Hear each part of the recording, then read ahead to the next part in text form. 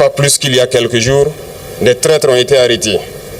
Et qui j'appelle traîtres, c'est ceux-là qui sont parmi nous, qui continuent de travailler, d'être des agents pour des ambassades de pays impérialistes implantés au Burkina Faso.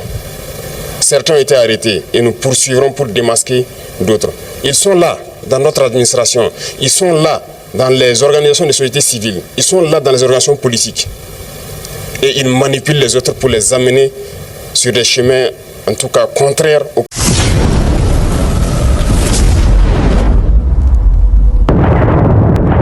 Bonjour, bonsoir, selon vous vous trouvez dans le monde.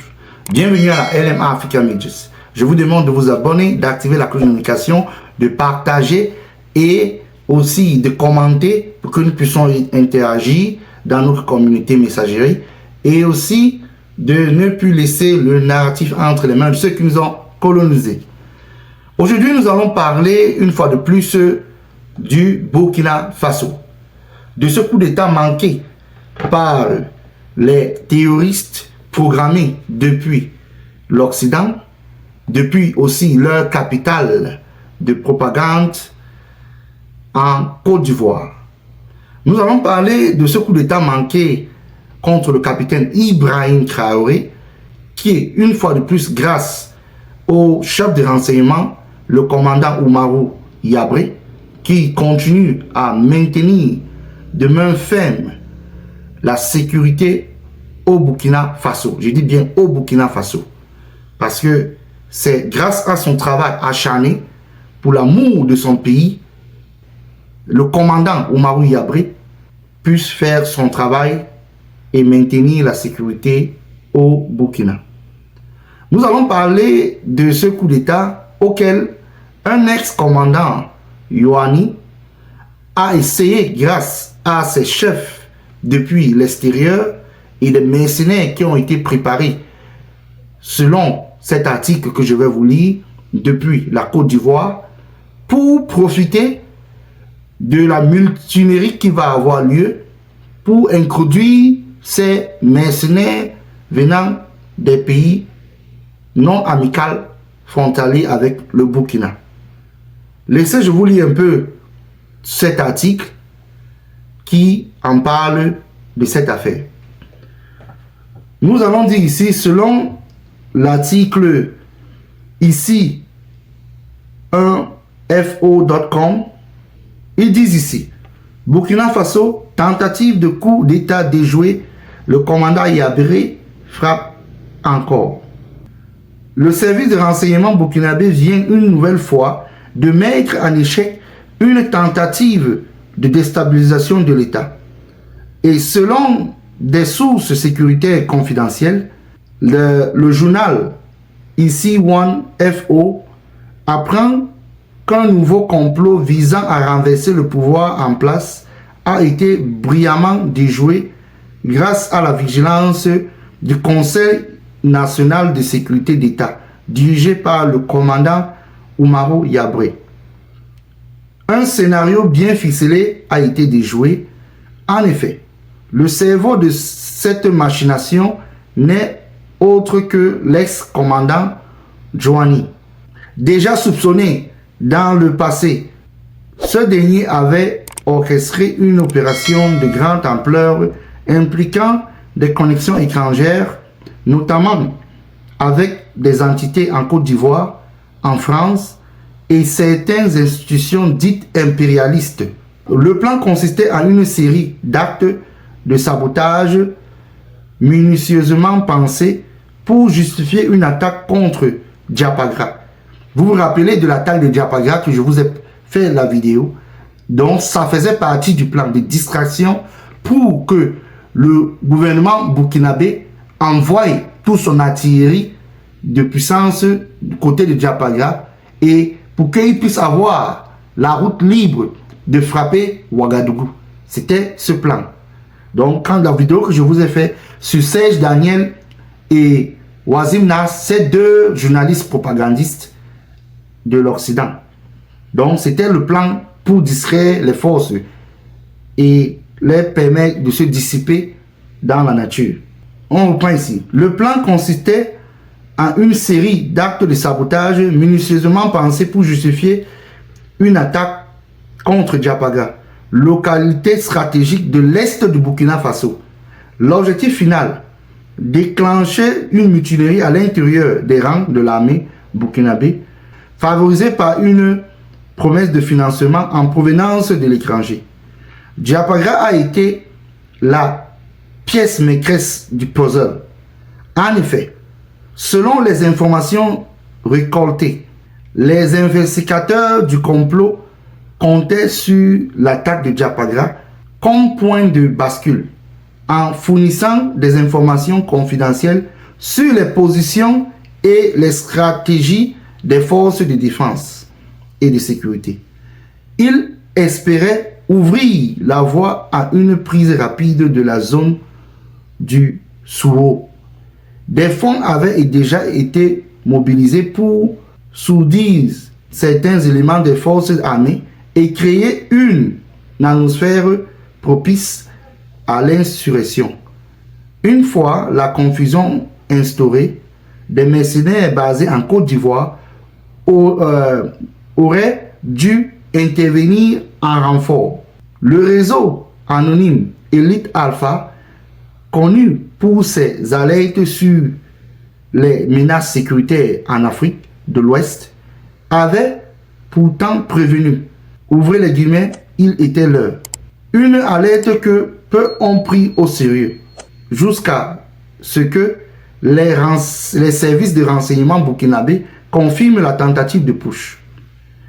Grâce à l'action rapide et déterminée du commandant Oumarou Yabré, ce coup d'État a été neutralisé avant même qu'il ne prenne forme. Ce succès vient renforcer la position du Conseil national de sécurité d'État comme rempart contre toute tentative de subversion dans un contexte régional de plus en plus complexe. Le Burkina Faso montre une fois de plus que, malgré les pressions internes et externes, il reste debout. Vigilance, professionnalisme et engagement patriotique sont plus que jamais les armes de défense d'un État résolument tourné vers sa souveraineté, on peut dire, totale. Donc, comme vous avez écouté, vous vous rappelez de ce reportage que je viens de faire, l'attaque de Diapaga, que je vous ai parlé dans mon autre vidéo, ça faisait partie de ce plan de coup d'État. Donc, ça veut dire que quoi? On devait organiser, de créer des mutineries par des soldats déjà payés depuis l'intérieur pour qu'il y ait une atmosphère propice pour créer ce coup d'État en activant des mutineries, et ça va déconcentrer et désengorger le système de sécurité. Et aussi Diapaga devait frapper, comme ils ont eu à faire l'histoire de Diapaga que je vous ai parlé, où ce que ces deux journalistes terroristes ont commencé à faire la propagande. Comme ils ont su que ça n'a pas donné, mais ils disent qu'il y a eu des massacres. Après, ils disent même que c'est une minorité. Donc, ils commencent, on dit, diviser pour mieux régner, qu'ils ont toujours fait dans l'Afrique. Ils commencent à créer que les ennemis se cognent les têtes. C'est ça leur travail. Comme ça n'a pas marché là pour le moment, ce coup d'État a été tué depuis l'œuf. C'était leur objectif. Diapaga devait imploser. Et maintenant, les mercenaires venus de l'étranger et aussi de Côte d'Ivoire devaient infiltrer le Burkina et maintenant frapper Ouagadougou. Donc c'est pour ça que, avec la stratégie du commandant Oumarou Yabré et le capitaine sûrement Ibrahim Traoré, ils ont eu à planifier que si c'est qu'on se jette et on tombe dans ce piège, ça veut dire que nous sommes cuits. Ça veut dire qu'ils vont pouvoir faire entrer tout leur armement nécessaire pour pouvoir fragiliser le Burkina Faso. Et l'armée burkinabé pourrait se retrouver en une mauvaise posture.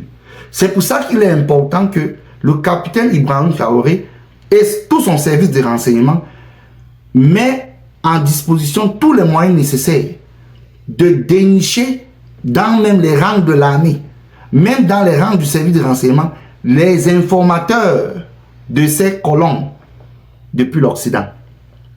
Parce qu'ils ont d'abord un de leurs colons en Côte d'Ivoire qui est là. Lui, il a décidé de faire son 4e mandat et il a même déjà disqualifié tous ses opposants. Vous connaissez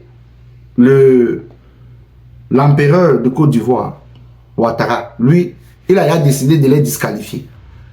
Donc, le capitaine Ibrahim Traoré et même le général Abdourahmane Tchani et le général Assimi Goïta doivent renforcer l'arsenal militaire et la coopérative de l'armée de l'AES qui est déjà en formation, qui est déjà en train d'être structurée, mise en place et même déjà sur le terrain pour qu'ils aient un système, un noyau de renseignement très solide pour pouvoir dénicher à l'intérieur de leur système des mauvaises graines qui sont toujours corrompues. Comme d'habitude, on utilise toujours l'enfant de la maison pour faire le banditisme. Donc, ils doivent travailler sur ça. Mais une fois de plus, on va dire merci à ce système de renseignement burkinabé qui a eu à dénicher et à tuer dans l'œuf ce coup d'État qui était préparé depuis la Côte d'Ivoire et l'étranger. Et on demande aux forces patriotes de Burkinabé de rester vigilants, de ne pas se laisser corrompre parce que la lutte est longue. Ces Occidentaux, si vous les avez fermé la porte, ils vont vouloir entrer par la fenêtre. Et au capitaine, courage, Ibrahim Traoré, il faut rester vigilant. Et je sais, et les Panafricains savent que tu es vigilant. Ne fais confiance à personne. Ça, c'est un dicton de la vie.